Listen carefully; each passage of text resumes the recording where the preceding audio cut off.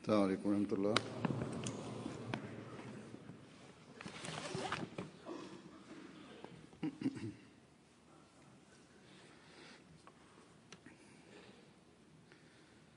أشهد أن لا إله إلا الله وحده لا شريك له وأشهد أن محمدا عبده ورسوله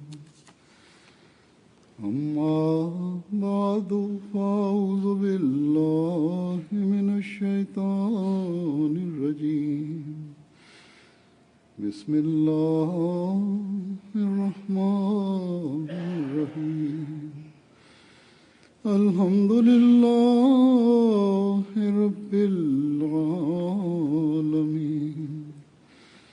الرحمن الرحيم مالك يوم الدين إياك نعبد وإياك نستعين اهدنا الصراط المستقيم صراط الذين أنعمت عليهم غير المغضوب عليهم ولا الضالين.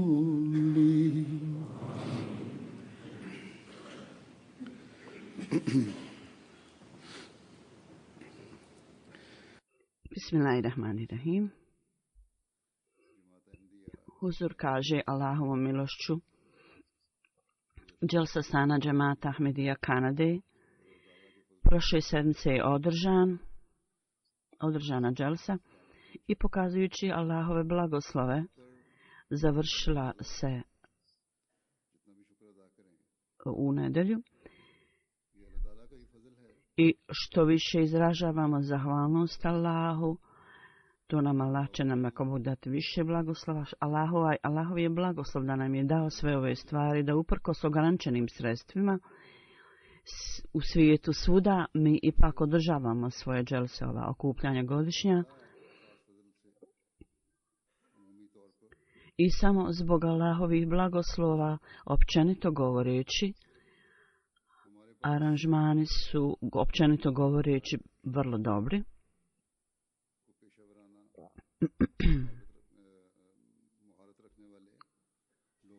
Mi imamo ljude koji su profesionalno stručnjaci, ali nemamo u svakom odeljenju takvih ljudi. Oni koji radeći u raznim odjeljenjima, oni koji mogu uvećati i utvrditi visoke standarde rada, općenito ljudi su, većina njih su dobrovoljci, volonteri od Hudama omladinske organizacije, također Atfala, znači još manji djeci do 12-14 godina, zatim Leđne i Nasirat mladih djevojaka i djevojčica.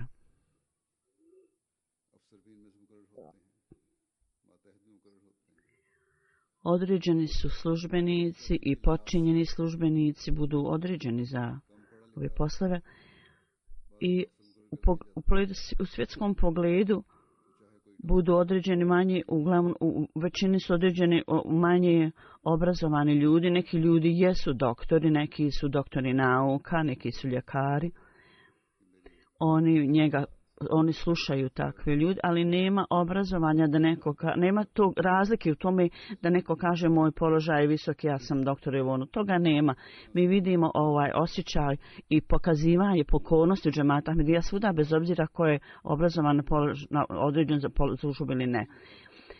Dakle, ne samo u radu, kako sam rekao, nego svuda u džemata Ahmedija vidite pokornost svojim načinjenim službenicima. I kakvo god im je zadatak dao, ljudi to tako obavljaju u pokornosti. Ova pogotovo 3 dana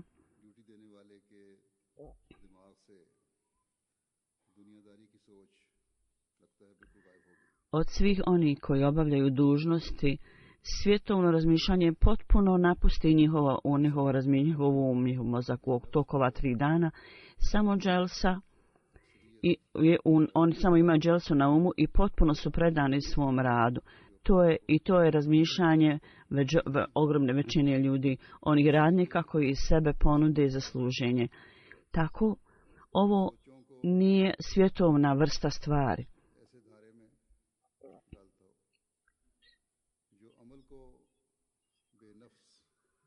Koja možda oblikuje ljude na taj način. I što poklanja ljudima predanost. Ovo je potpuno Allahov blagoslov. Ako da Allahov blagoslov nije s njima, s tim ljudima, onda revnost i predanost kojom i mladi i stari i muškarci i žene obavljaju svoje dužnosti, to ne bi bilo stvoreno u njima. Ovo je Allah dželešanu. Allah dželešanu je taj koji u srcima svih radnika stvara ovu strast i ljubav i revnost. Da treba radi služenja gosta obećanog Mesija alejhi selam, da treba da ide izvan svojih ličnih želja, da treba da predstave sebe i da provedu dužnosti. I jedino samo Allahovo zadovoljstvo i služenje gostima obećanog Mesije, oni samo to imaju na umu. Dakle, prvo i prije svega, mi moramo biti zahvalni Allahu dželešanuhu da nas je on milostivo dao ovako predane radnike zajednice našoj. Oni koji uprkos činjenici da su visoko obrazovani, oni postaju nesebični i ako se od njih traži da traže zahode, oni to rade. Ako se od njih traži da pripremaju hranu, oni će pripremati hranu. Ako se od njih traži da služe hranu, oni će to raditi. Ako im se dadne dužnost na bezbjednosti i parkiranju i raznim drugim odjeljenjima, one obavljaju dužnosti. I predano, nesebično, oni obavljaju ove dužnosti. Djeca također obavljaju svoje dužnosti sa velikim zadovoljstvom. I djeca, kad su u šatoru za dželsu,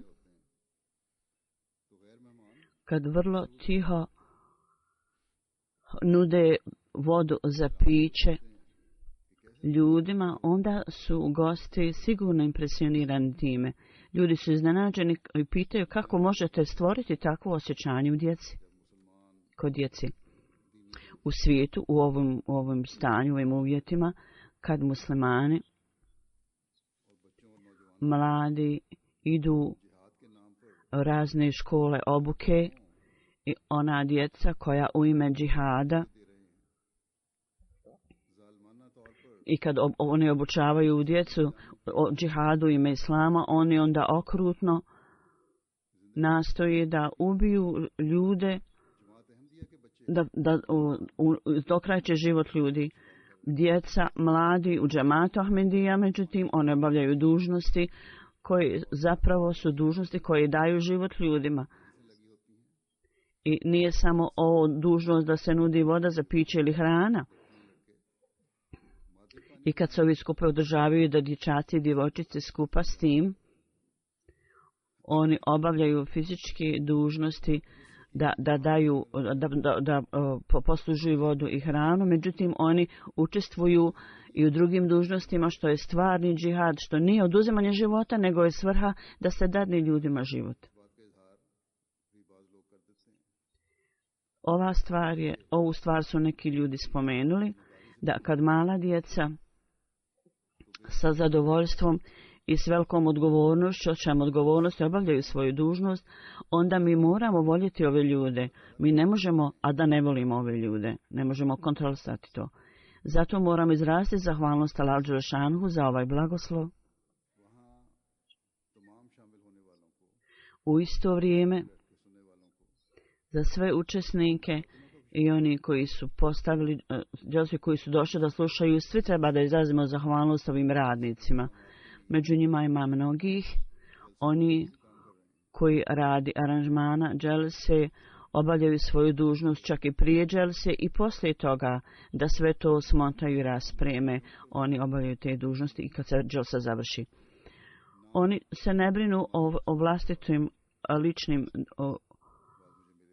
o nekim finansijskim gubicima ili nekim privatnim dužnostima. Neki su mi rekli da zbog dželsa dužnosti da nisu mogli naći uzeti dan slobodan, oni napuste svoj posao, niti ih brine spavaju ili odmaraju li se. Njihova briga i osjećaj odgovornosti, oni obavljaju svoju dužnost sa tim osjećajem i vrlo su naklonjeni da koliko god je moguće da treba da poprave aranžman dželse. Tako, dok ja kažem učesnicima dželse, prije toga ja lično, Huzur kaže, rekao sam svim radnicima, radnicima, dječacima, djevojčicama, ženama, muškarcima, ja im svima zahvaljujem. Onima koji dobrovoljno, volonterski nude, obavljaju svoje dužnosti i duh njihovog služenja s kojim svojim urade sve stvari koje su stražene od njih. Činjenica je da ovaj njihov posao koji obavljaju nije mu prenošenje poruka. Zapravo radnici obavljaju svoje dužnosti, međutim kad ljudi izvana dođu ovdje, to postoji sredstvo prenošenja poruke za te ljude. I postoji izvor upute za mnoge ljude. Sredstvo upute. Jedan neahmedi koji je došao iz Amerike, on je iz Bangala i došao je sa Bangali Ahmedi iz Amerike, on kaže, Saidur Rahman je njegovo ime, rekao je u cijelom životu ja sam se borio s hodžama i islam koji je njemu predstavljen, toga je držalo dalje od Suni džamije i on je bio jako protiv ekstremizma. Njegova žena je vrlo dobra osoba i žena strogo ga savjetovala da ide u džemat Ahmedija i zbog toga on je došao ovdje. Supaka sa svojim Bangali prijateljem i veliki broj ljudi iz Bangladeša su došli iz Amerike. Oni su gledali na obuku članova džemata, njihovo učenje, poučavanje. I osim što su pratili dželsu, čovjek je rekao ja sam se ponovo vratio u islam zadnjeg dana. On je sjedio dalje od svih ljudi zbog grupe gužve. On nije želio da ide da uzme hranu jer je bilo puno hrane tamo. Jedan mladinac mu je prišao i dao mu je hranu i vodu za piće.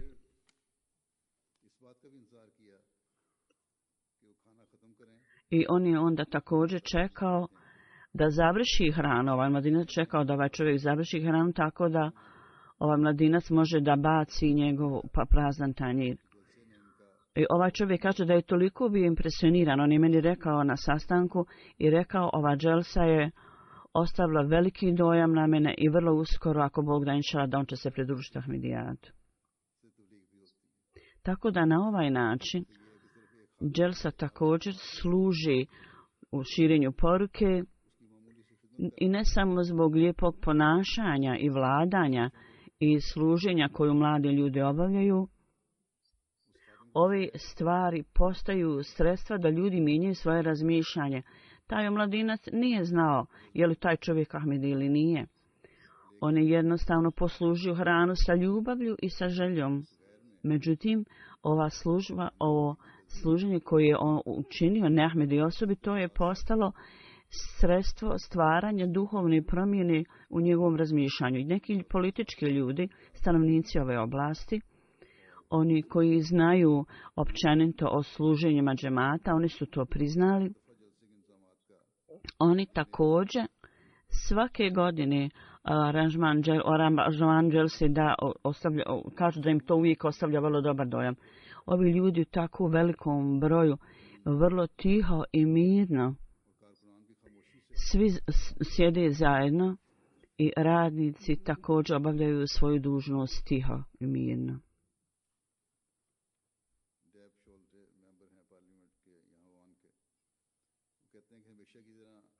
Jedan član parlamenta iz jedne oblasti kaže: ja sam ponovo jako impresiran kao i prije. Jako mnogo volontera su na Dželsa Salani, služe na Dželsa Salani. Oni provode dužnosti dželsi na vrlo organiziran način. Po mojoj procjeni rekao, više od 35.000 je ljudi i nesmetano vođenje aranžmana i provođenja poslova, to je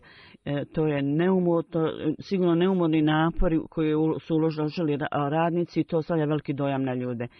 I tako svi radnici, ja želim da im svima zahvalim, uzor kaže, i treba da im svi budemo zahvalni. Dok oni služe gostima predano, oni također postaju nemi sredstvo prevođenja poruke i prenose poruku Ahmedijata ljudima i svaki učesnik, svi ljudi koji su stvarno u ovoj dželsi treba da budu vrlo zahvalni njima, tim radnicima. Da Allah dželšanhu uveća ovu strast i ljubav za služenje predano svim radnicima i da im Allah dade najbolju nagradu za ono što su uradili. I za sve njih nije to očito služenje, nego zapravo da Allah uveća njihovu vjeru, uvjerenje i da njihove postupci budu u skladu sa islamskim učenjima. Slično tome radnici MTA, naših satelitskog stanici, ljudi koji žive u Kanadi ili oni koji su učestvovali na dželsi ili drugi koji nisu učestvovali u dželsi, oni također treba da zahvale ovim radnicima.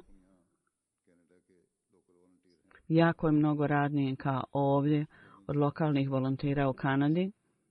Neki su iz Londona, iz centra su također došli. Svi oni sa svojim udruženim naporom za sva 3 dana vrlo predano, teškim napornim radom napravili su aranžman da se uživo pokaže program dželsi. Ovog puta, kao što sam rekao, tim iz Londona, oni idu gdje god ja idem, tim iz centra ide i sa sobom donose antenu veliku tanjir onaj. I to je vrlo korisno i mi smo onda oslobođeni od ograničenja vremena. Kad to iznajmimo, onda moramo na vrijeme vratiti, jer kad ne vratimo na vrijeme, moramo dodatno platiti. Zajednički ukupno 10 do 15.000 dolara također smo uštedili. Tako da radnici u svim odjeljenjima, u svojim pojedinačnim odjeljenjima, kakav god posao su radili i obavili, članovi zajednice, treba da im budemo zahvalni za rad koji su obavili. Slično tome, radnici također treba da budu zahvalni da je Allah dželšanhu ih osposobio da obavljaju ove dužnosti. Allah dželšanhu kaže,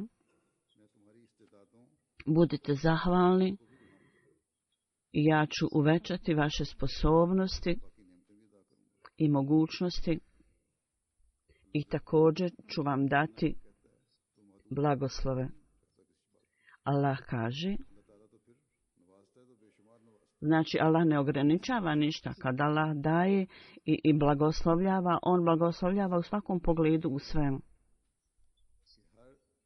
Ovo je način i put vjernika da u svakom uspjehu, u svakoj dobroj stvari treba da budu zahvalni Allahu dželšanhu. I gdje god vide neku slabost, trebaju tražiti oprost od Allaha i Allahovu milost. Ima nekih slabosti u velikom aranžmanu, međutim gosti, oni koji zanemaruju ove slabosti i hvali aranžman općenito, zato svi radnici trebaju biti prema gostima, bilo da sami ili najbolji, treba da budu zahvalni svim gostima. Na primjer, ako spominjemo slabosti, prvog dana dželsi odjeljenje gostoprimstva nisu imali ispravnu procjenu prisutnih ljudi, iako sam imao naprijed rekao da treba da pripreme ljude za 22.000, međutim, hrana je bila pripremljena za 20.000 i zbog toga, prema njihovom vlastitom procjenju ovog odjeljenja, 2.000 ljudi nisu dobili hranu. I oni su morali se izvinuti zbog toga. Međutim, gosti, oni su ovdje došli u svrhu da slušaju dželsu i tog dana i bilo kojeg dana ako je bila neki manjak hrane, neki su od njih jako strpljivo tolerisali i zapravo su vodili brigu o reformi ljudi. Neki su meni pisali, uzor kaže, kako je bio dugačak red da se dobije hrana, međutim poslije dugog čekanja rečeno mu je, prvo je rečeno da hrana dolazi, onda su rekli da hrane više nema i da neće doći. I on kaže, ovaj čovjek koji mi je pisao, ja sam tada bio jako ljut i bio sam razočaran aranžmanom. Međutim, u isto vrijeme ispred mene je stajala osoba koja je rekao, alhamdulillah, hrana je završena. Ja sam ga pitao, zašto ti to kažeš, šta govoriš? On je rekao, ja imam nekoliko komadića suvog hljeba, mi ćemo to umočiti u vodu i to ćemo pojesti. A da nam je hrana poslužena, ne bi bilo u stanju da služimo ovu tradiciju, ovu običaj, ali da sunet, ne znam. Jedan pisac i meni rekao, kad sam vidio ovu stvar, ovaj čovjek koji je napisao uzoru pismo, kad sam uvidio ne samo da je moja ljutnja ponovo otišla, zapravo sam se osjećao postiđen zašto sam se naljutio u tom momentu i postao sam vrlo emotivan. Da Allah dželešanuhu, kako je prekrasne ljude Allah dželešanuhu dao obećanu Mesiji.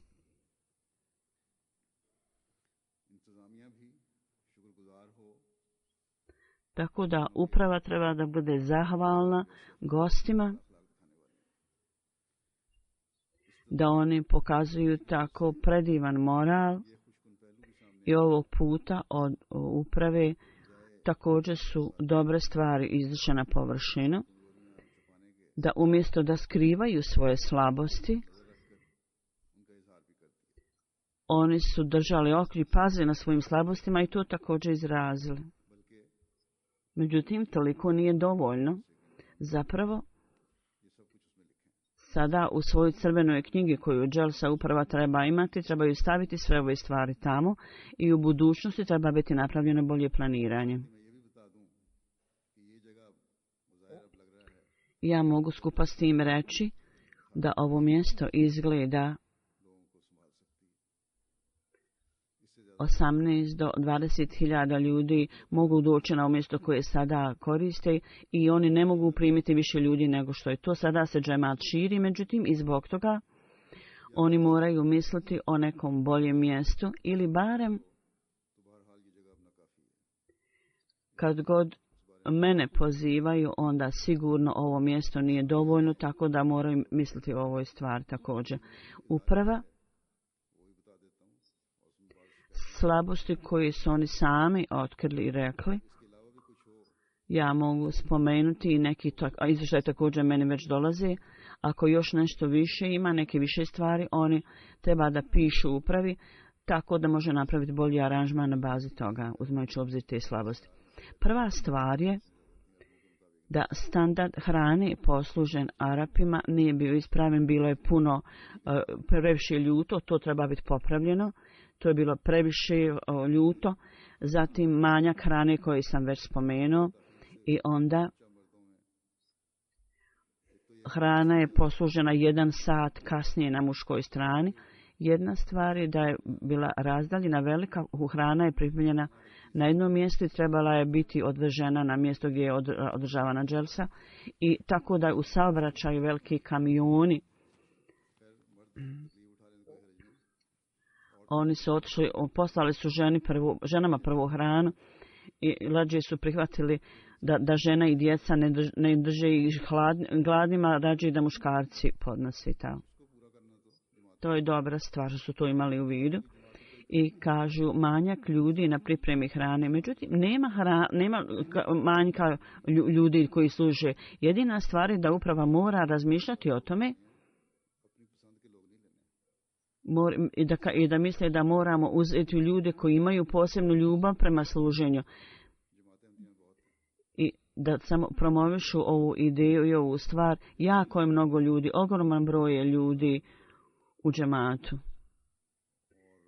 Ljudi su također morali čekati dugo u WC-ima i mjestima za pranje I administracija je to osjećala i dobili su prigovore i neki su prigovori došli do mene. Ne sam da su morali čekati ljudi na red dugo, neki ljudi su bili strpljivi,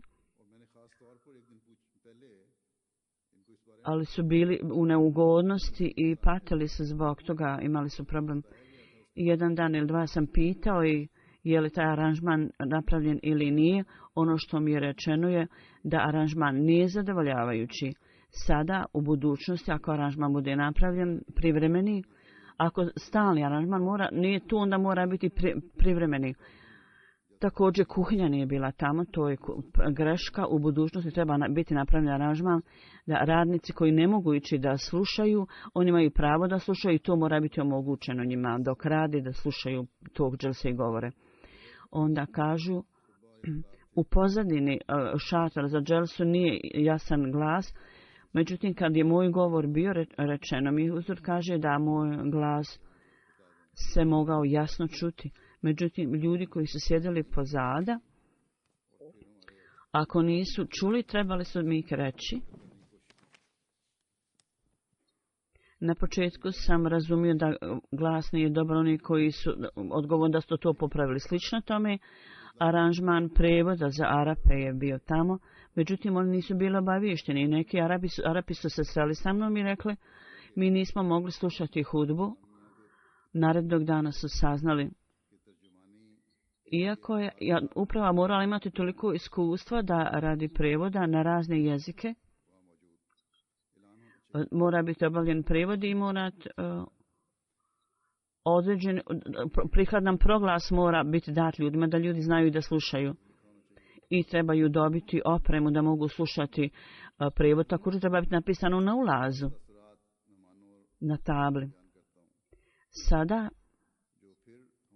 ja ću predstaviti neke komentare ljudi ili novina koji ponovo skreću našu pažnju na zahvalnost kako je Allah dželešanuhu dao dobar dojam ljudima.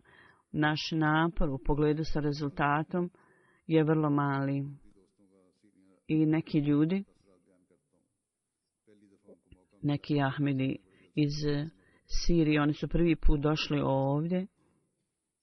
Za njih je bilo prvi put da prisustvuju ovakvom velikom okupljanju skupu. I oni su slobodno im dozvoljeno da obavljaju namaz, jer u njihovoj zemlji bilo zabranjeno, to je ograničeno. Stanje nije bilo tako loše, međutim sadašnje stanje, oni su jako pogođeni. Jedan Ahmedi Derviš Sab kaže, ovo je moja prva dželsa. I on kaže, kad sam ušao u šator za dželsu i kad sam vidio halifu da je prisutan, ja sam mislio kao da sam ušao u islam. Ovo je bila velika promjena u mom životu.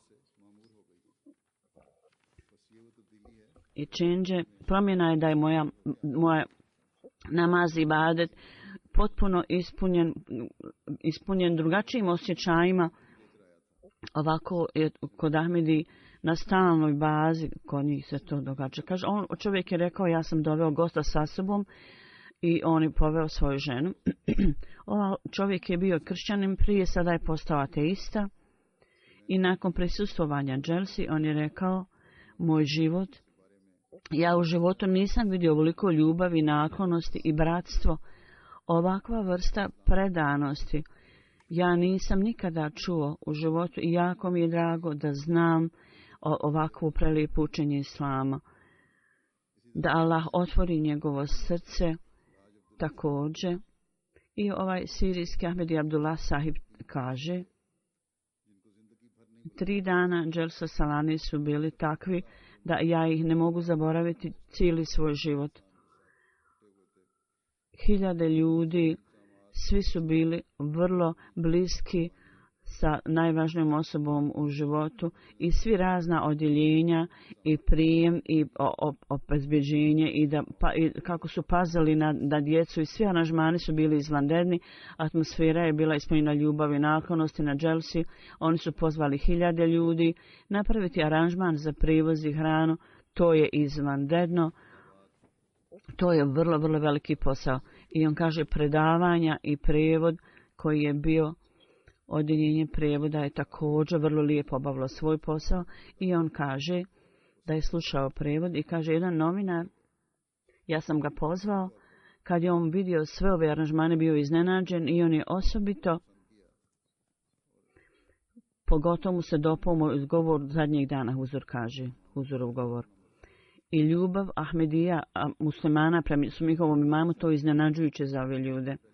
Slično tome Abdul Kadir kaže, po prvi put ja sam vidio kako je to ogroman zadatak Dželsa Salana i kako radnici obavljaju svoje kao pčele bez stvaranja ikakve galame ili neke brige, svi obavljaju svoje dužnosti i svako želi da mu bude data prilika da služi, da radi.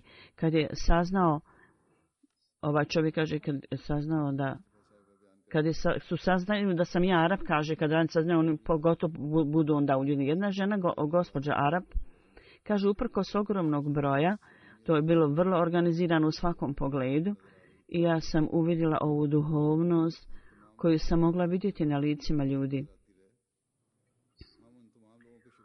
Možda je ova duhovnost uvijek za njih vidljiva. Mi smo zahvalni svim ovim ljudima koji su obezbijedili prevod i sve aranžmane drugi, da ih Allah sve nagradi. Selma Džubul Sahiba kaže, disciplina na dželsi, kad pogleda čovjek na to, ja mogu vidjeti da je cijeli džemat kao jedno tijelo organizirano i ovdje saradnja među njima, oni su nas doveli do njegdje prevod i također su napravili aranžman da nas vrate. Dželsa iz raznih, prisustvovali su ljudi iz raznih zemalja, iz raznih nacija. Njihova želja je bila da poruka Islama stigne do svih ljudi.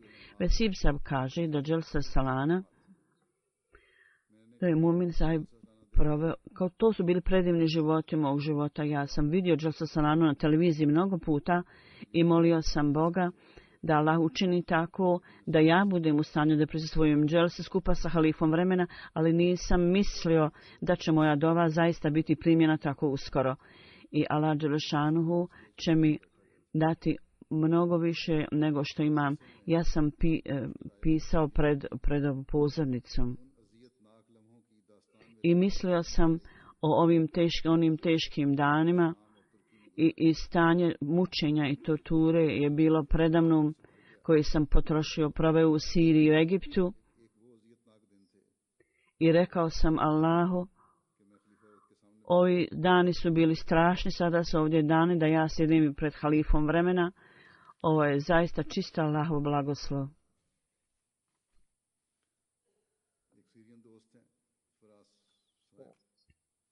Jedan Ahmedi iz Sirije kaže, ja sam prvi put prisustvovao dželsi i bilo me strah da vidim toliko mnogo ljudi, ne samo iz Kanade, nego vjerovatno mislio sam se, je to spomenuo on ili možda prevodilac spomenuo, možda je on to spomenuo na način ljubavi, da kaže ovi ljudi ne samo iz Kanade, nego su došli iz raznih područja i predjela koji ne pripadaju jednoj naciji, nego iz raznih nacija, iz raznih boja, lica. Oni koristeći moderne sredstva tehnologije napravili su razne aranžmane i toliko ljudi da slijedi naloge uprave. To je zaista uvećava vjeru i najveća stvar koja me učinila sretnim je prisustvo Halifatul Mesih i njegovi govori. I ja sam se 3 dana uveliko koristio od ovoga. Onda on kaže,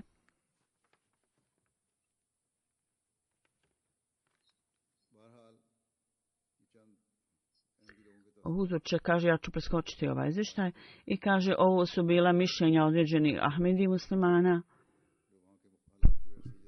koji su iz Sirije, iz Egipta, oni koji su iselili se od tamo i došli ovdje. Ja sam spomenuo dojmove drugih ljudi u pogledu predstavljanja džemata i načina predstavljanja. Reći ću nešto. Džemani kancelar je došao i rekao, ja sam došao prije nekoliko sedmica i nisam bio upoznat o džematu, on je također posjetio mnoge druge zemlje. Kaže u pogledu islamskog učenja i u pogledu govora zadnjeg dana, ja nikada nisam čuo tako sveobuhvatan govor kakav sam čuo ovdje. To je bilo vrlo pozitivno i on kaže, rekao je, u pogledu mene Huzur kaže, da sam dao istinsku poruku Islama koji prenosi poruku ljubavi, naklonosti i stvarnosti u svakoj riječi njegovo. Kaže, ja bih želio da mediji potroše više vremena o Iraku i propagandu koju šire u ISIS-u, da daju toliko vremena ovim govorima. I svaka rečenica je bila bazirana na istini, rekao je, govoreći o Huzurovom govoru. To je bila strast i ljubav za osnivanje mira u svijetu i on je rekao, ja ću nastaviti da prenesem ovu poruku koliko god je moguće za mene. Čak ne Ahmedi, naši gosti, postanu tako zapanjeni. Jedan član parlamenta, Đudi Sahiba, lokalni ljudi, ona je član parlamenta i kaže, vaš halifa je vama predao zadatak, povijed zadatak, ljubav svakome i mržnja nikome. To je poruka koju vi morate prenijeti ljudima.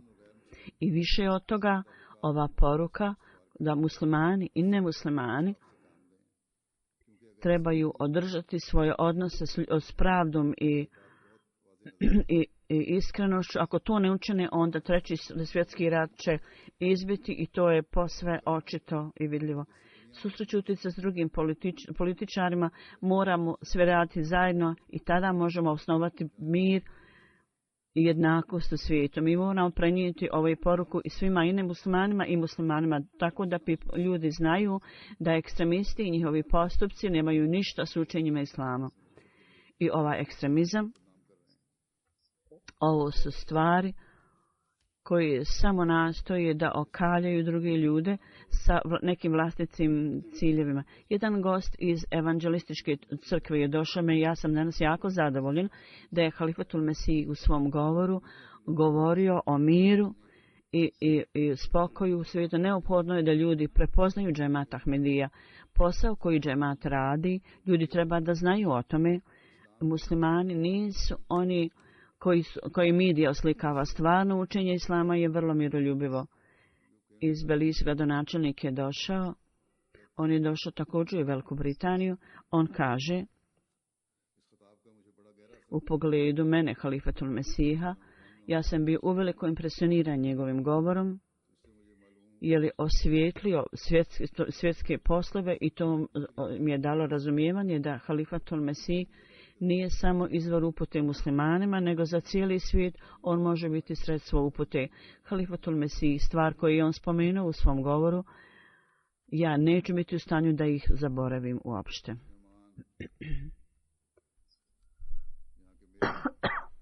Jedan gost, lokalni gradonačelnik, kaže,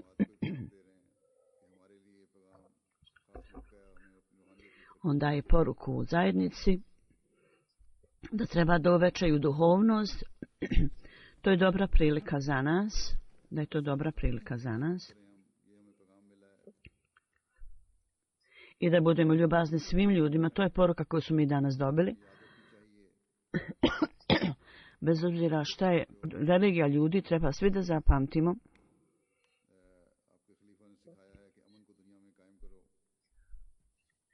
što god je vaš kalifa govorio, treba da utemeljimo mir u svijetu i svi mi zajedno trebamo raditi. Na tome naša je dužnost da ispunimo tu dužnost i da odigramo svoju ulogu u tome.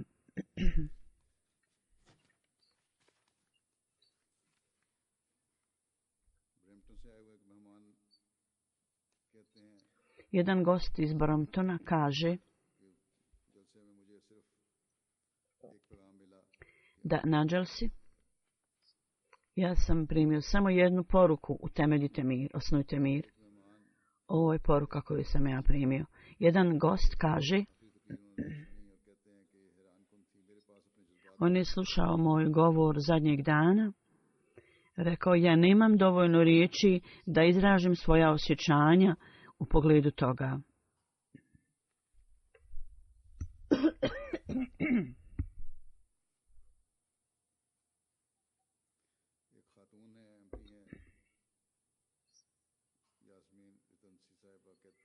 Jedna žena koja je član parlamenta pitala me, reka je poruka halifa u svom govoru ženama bio je vrlo dobro taj govor.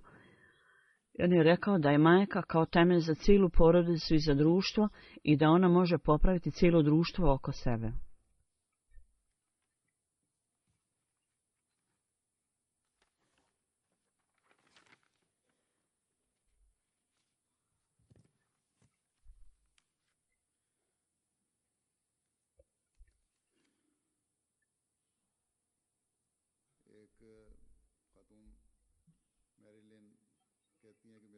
Jedna žena, Merlin, rekla je ovo je moja 9. dželsa.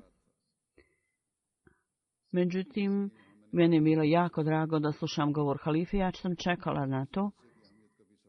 I ovdje svako poštuje jedan drugog i oni uveliko su upoznati sa aranžmanom dželse i aranžman je bio jako dobar i neki radnici jako dobro rade.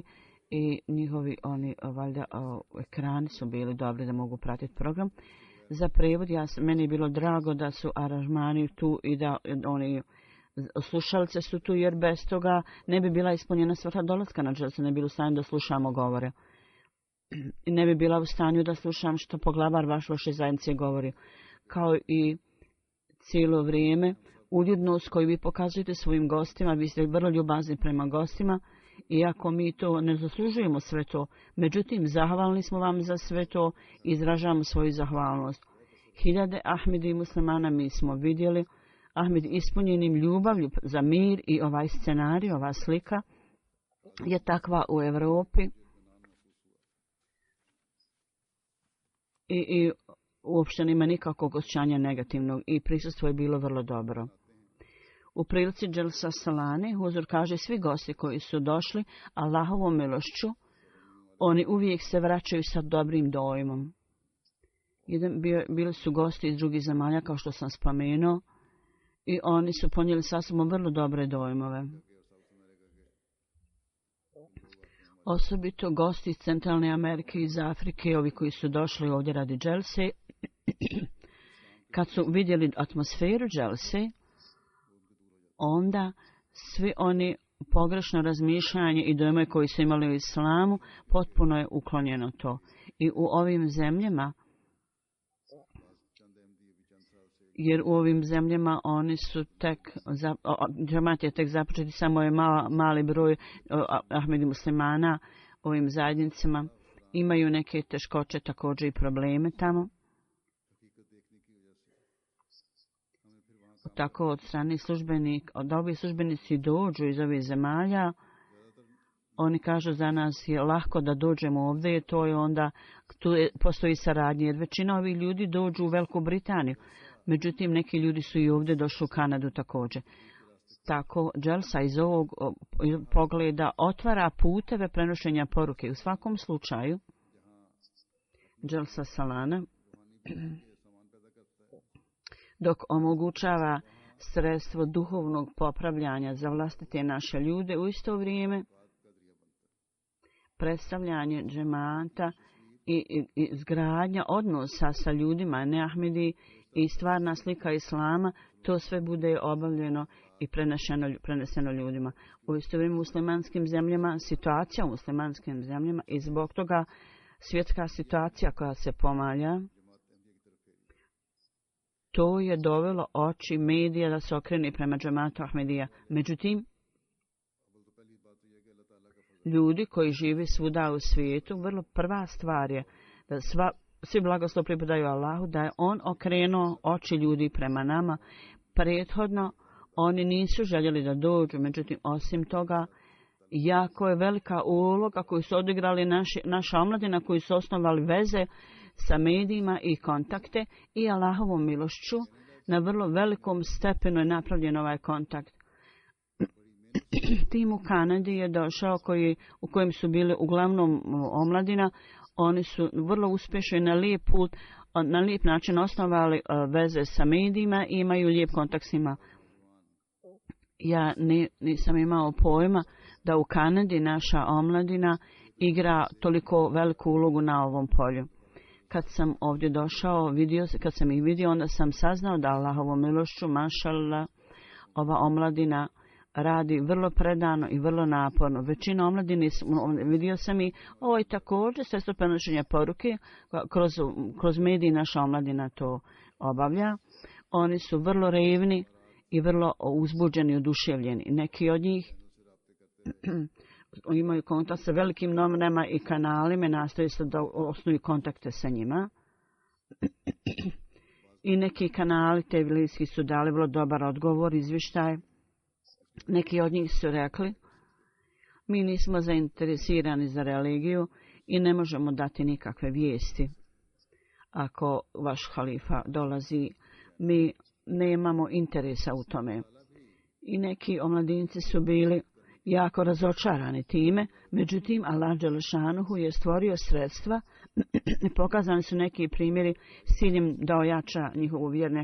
Neki od sredstva su omogućena, na primjer, jedne novine koji su kontaktirali oni pokazali su nedostatak interesa u ovom predmetu. Jedan Sirijac je također spomenuo, možda je ovo ista stvar. Ovo je možda poruca istog novinara. Tako da ovaj mladinac je želio da pošalje nekog predstavnika te novine na dželsu, tako da istinska poruka islama može otići među ljude nacije. Kao što sam rekao, Allah dželešanuhu sve ove stvari radi za nas. Ovaj kanal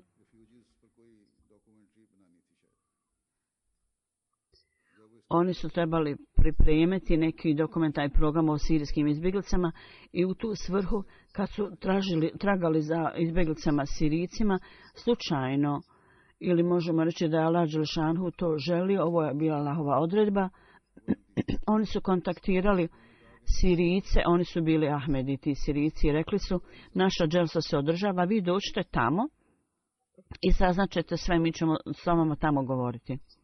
Tako da na ovaj način su mediji koji su prethodno odbili da dođu, došli su.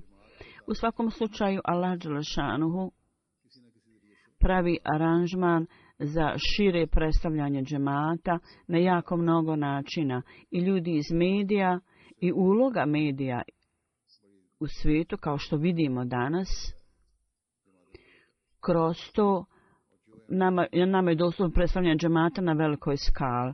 I Ahmedi koji dobrovoljno rade za ovu svrhu, ja im kažem, molim vas, učinite više napora i vrlo ponizno proširite svoje aktivnosti. Također zapamtite da je to Allahov blagoslov koji je uvijek s nama i to je Allahov blagoslov koji uvijek treba da nastojimo da nađemo. Neki ljudi iz medija, iz radija, iz novina i TV kanala, prvog dana koji je bio petak, oni su bili ovdje. Bila je mala konferencija za štampu, oni su bili tamo prisutni. Bilo je dobro izvještavanje o tome i dato je predstavljanje džemata i istinska slika islamskog učenja je predstavljena, njima je predstavljena. Ja sam im prenio poruku obećanog Mesije. Moj napor je uvijek takav da na jedan način ili drugi, bilo da se govori o sadašnjim stvarima Ahmedija džematu, na neki način treba im reći o časnom poslaniku sallallahu alejhi ve sellem i njegovim predskazanjima i u pogledu dolaska obećanog Mesije. Ta stvar treba biti povezana s tim, tako da stvarnost islama može biti jasna ovim ljudima. U svakom slučaju, kažeš, u pogledu medija, izvještavanja koje su dali, ukratko je da 3 velike novine u Kanadi, Toronto Star Vezda, Global Mail i Nacionalni post, oni su izvještavali o dželsi na velikom stepenu, na velikoj skali, istaknuto i 3,9 miliona ljudi su primili poruku na taj način. Osim toga, više od 25 velikih novina su 500.000 ljudi su primili novine kroz su, zatim Urdu novine, Panjabi, Bangali novine, više od 300.000 ljudi su primili poruku kroz to. Najveća radio stanica u Kanadi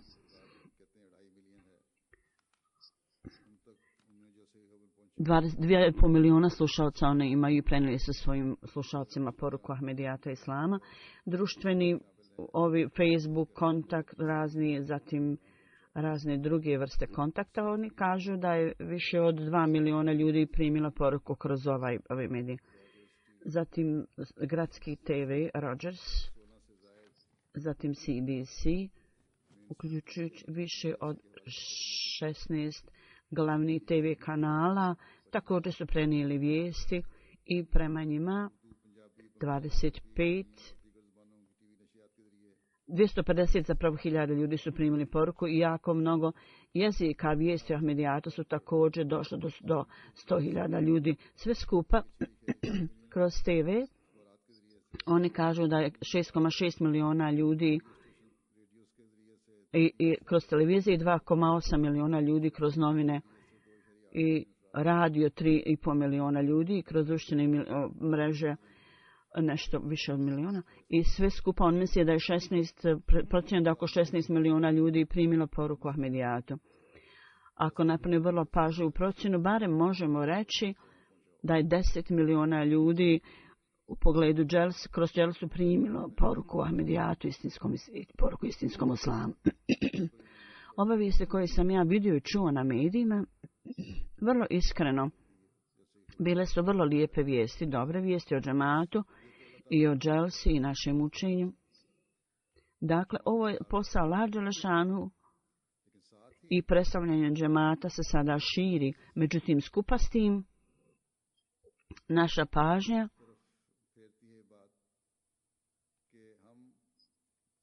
također je skrenutna na ovu stvar, da ne trebamo jednostavno biti zadovoljni stvarima, nego zapravo naše vlastito duhovno stanje i odnos s Bogom, to mora biti ojačano i mi moramo gnušati se na sve strane i ne voliti stvari koje Allah ne voli. I raditi stvari koje Allah traži od nas da radimo.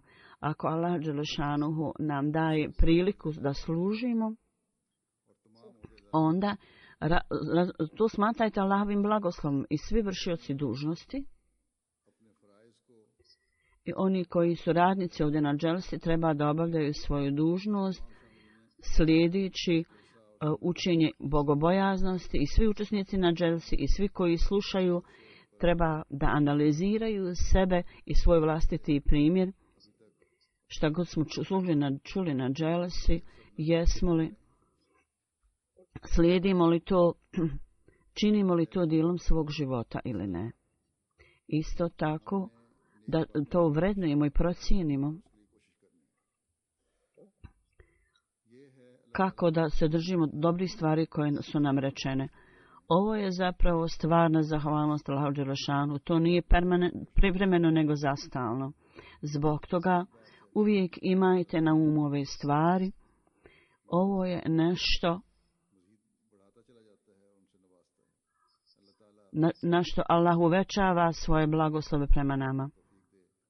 Da nas Allah osposobi da postupamo u skladu sa svim ovim stvarima i da ljudi budu u stanju da prepoznaju Boga i da osnuju vezu i odnos s njim.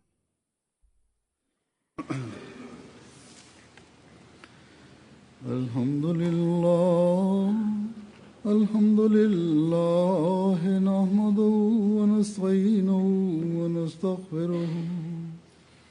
ونؤمن به ونتوكل عليه ونعوذ بالله من شرور أنفسنا ومن سيئات أعمالنا من يهده الله فلا مضل له ومن يضلل فلا هادي له ونشهد أن لا إله إلا الله ونشهد أن محمدا عبده ورسوله